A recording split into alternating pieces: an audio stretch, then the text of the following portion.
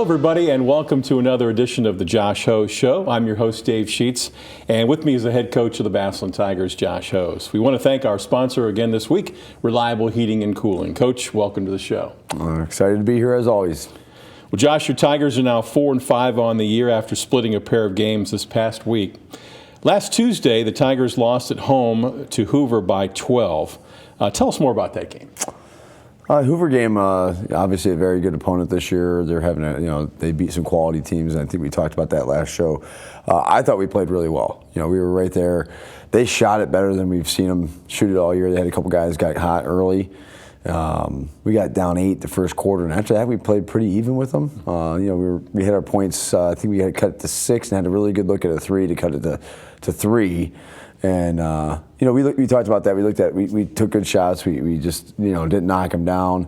Actually, as a team, one day last week we spent time going back through every shot we took during the game and graded them. And we have a grading scale of a good shot to a bad shot. Mm-hmm. And I think 2/3 of our shots we rated as basically for us it'd be like a A or a B for that scale. And so we just said you got to take those shots and eventually they go in by percentages. So, Hoover's quality program, well coached, and we knew it was going to be a tough game. And the Federal League team, that stretch of Lake, McKinley, Hoover, we knew it was going to be tough over the holidays and break and all that. Mm-hmm. Just back to back. It's a tough league, and for us to go through that and lose 3 in a row.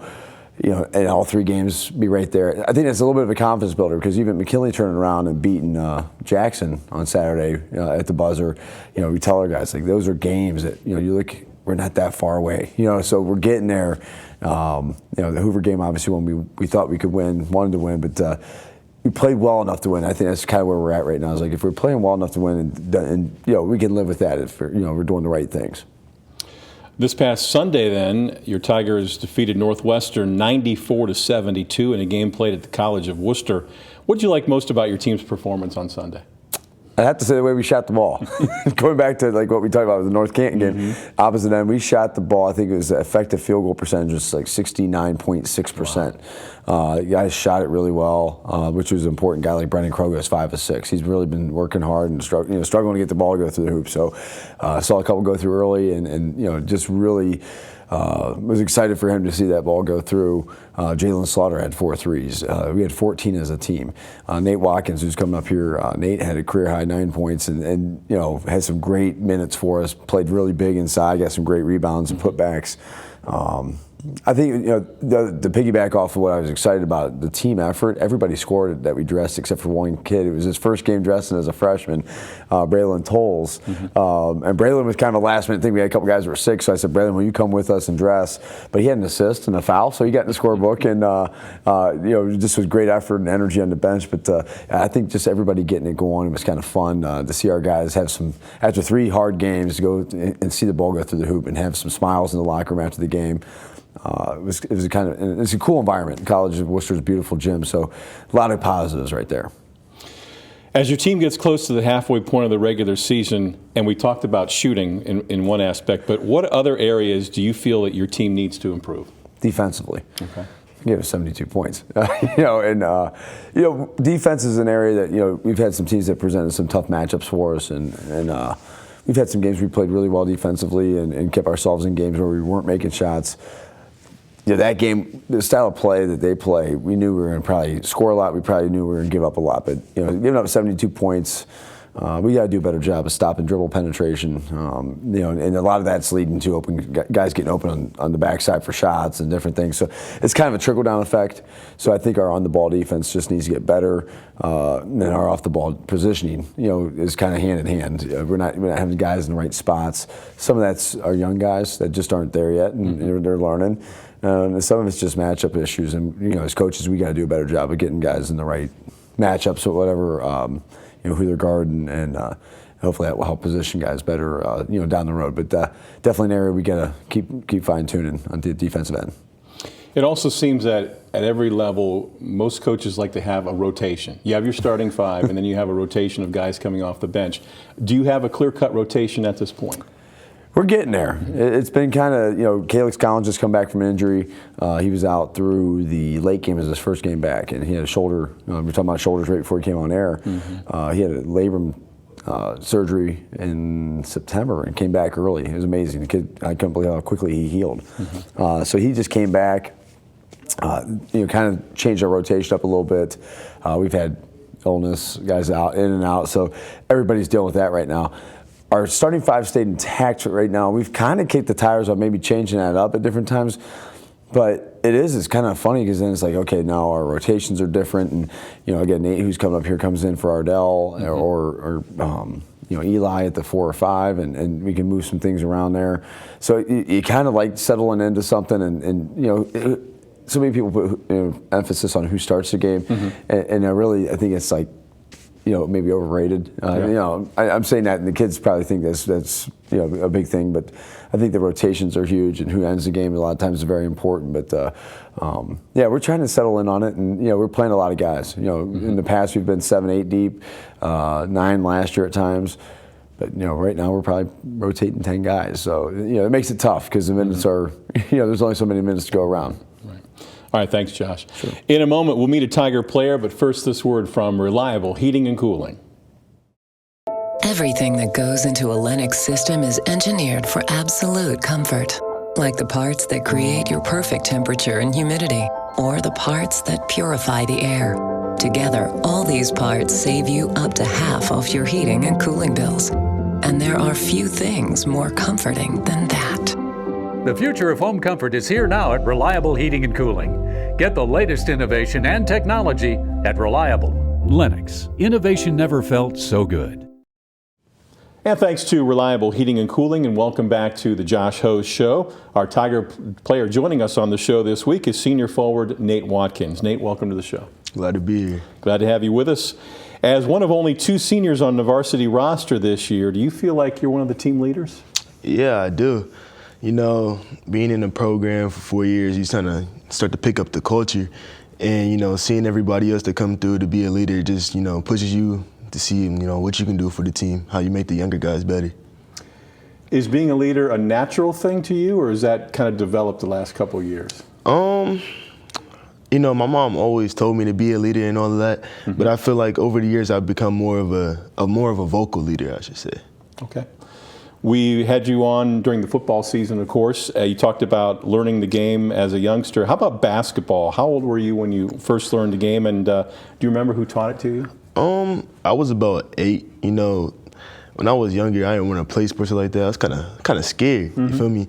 And my mom just kind of threw me into it. So she put me into this league. I forget what church it was, but I played there for a little while, learned the game. She was my coach, and just kind of learned from there. Now, I know playing football and basketball in the off season, you have to kind of balance the schedule, right? So what were some of the things you worked on in basketball to get better for this season? One thing I definitely had to work on was my free throws. I didn't used to be like the best free throw shooter, so I'm definitely starting to see some improvement there. All right, good. You come off the bench for Coach Hose. As you're waiting to get into the game, how do you prepare yourself mentally? Just seeing what the other team is doing, critiquing the other players, seeing what they do, seeing what their strengths are, and then seeing what we need to be doing better as, try to get the team together, talk about it, and, just put it into motion. Okay. You now have played 9 games this year, coming up on the halfway point in the regular season. What is the team doing well, and what areas do you need to improve? As of right now, I think we're doing a great job of starting to come together and play as a team instead of just having our own egos and just playing by ourselves. But one thing we do need to get better at, is on the defensive side. We have some great stretches, and then sometimes we don't have, we have some dry spots. So we could definitely get better at that. Okay. Thanks for your time.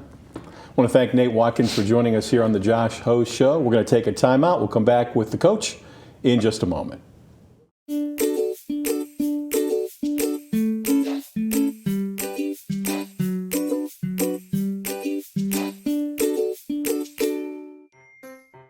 Hello, and welcome to the Stark County Humane Society. Today we're going to give you a few pointers when considering adopting a new furry friend. All animals here at the Stark County Humane Society are spayed, neutered, microchipped, vaccinated, dewormed, and if old enough, heartworm tested for our canine friends. Adopters will receive a free exam within 2 weeks of adoption at local veterinarian hospitals. We encourage all adopters to take full advantage of this. A one-time adoption fee is required for your new furry friend. When you adopt, you get an awesome adoption packet that includes treats for your new fur baby and savings for you. But this is not where the cost of adoption stops. Did you know the average cost of an animal like a new puppy or kitten can cost up to $500 annually? This includes annual veterinarian visits, preventative care, and everyday supplies like crate, litter, food, toys. But I hope this doesn't scare you away. Adopting an animal is a huge responsibility and a commitment. Please take the time to consider the cost of adopting a new pet into your family today. I hope to see you soon at the Stark County Humane Society. Please visit our website or visit us on social media for more information.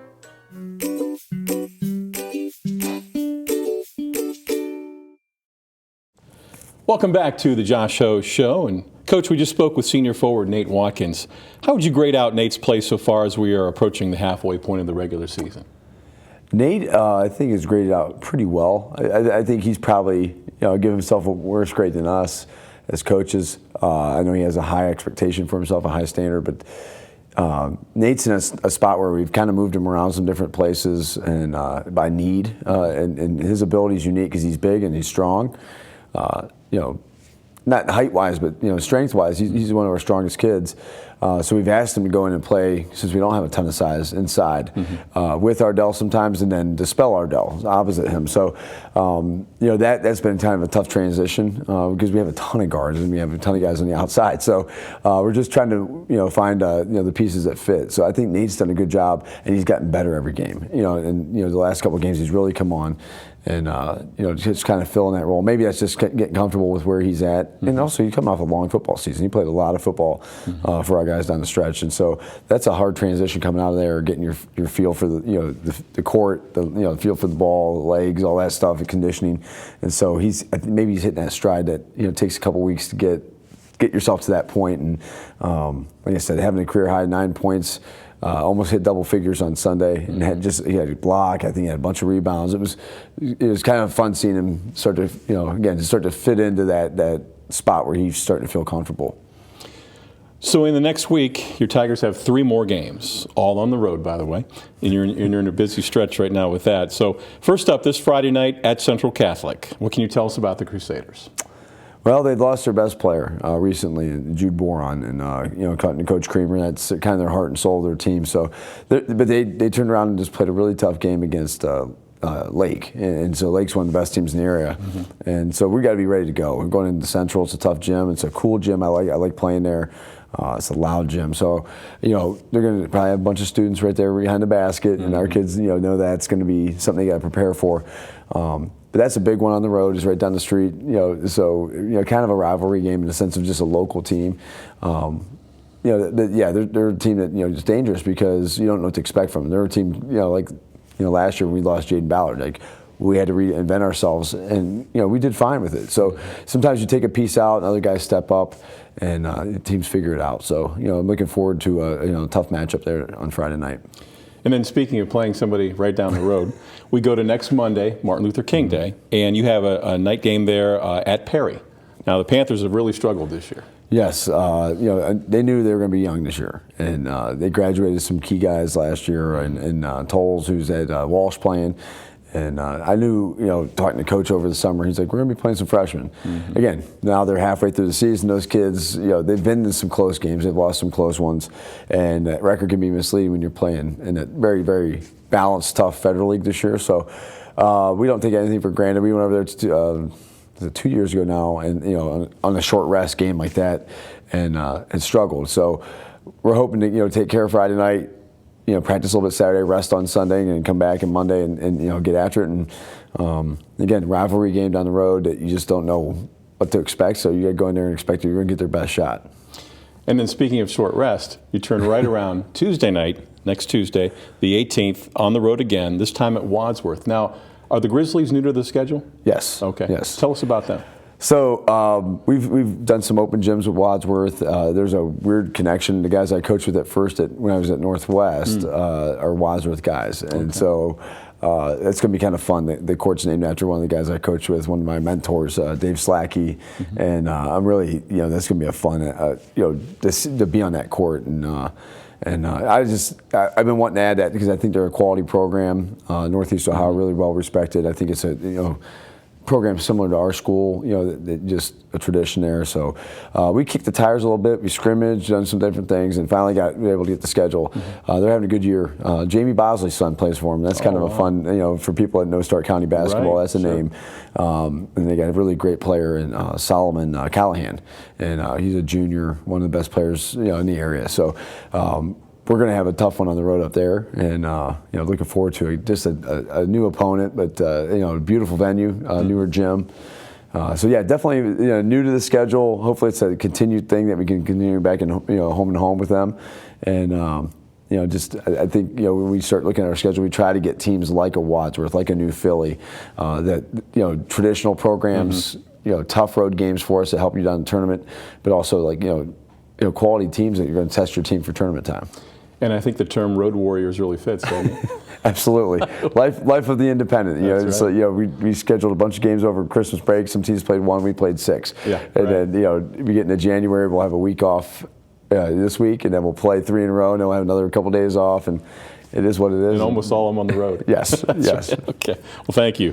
As we wrap up another edition of the Josh Ho Show, we want to thank Reliable Heating and Cooling for being our sponsor again this year. Thanks to Coach Hose and senior forward Nate Watkins for joining us. I'm your host, Dave Sheets. Thanks for watching, and as always, go Tigers.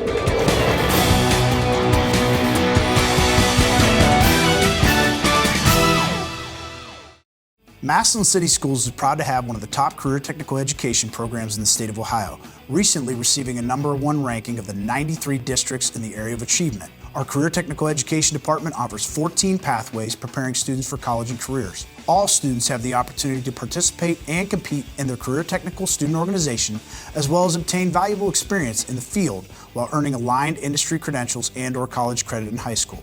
Visit massillonschools.org for more information. Bye, sweetie. I love you. Bye, Mommy. I love you. No matter where life takes you, MCTV helps make sure you're never far from home. Hi. Are you being good for Daddy? Yes. Can we read a bedtime story? MCTV connects you to home because that's what matters most. Good night. Sweet dreams. MCTV. We go the extra smile.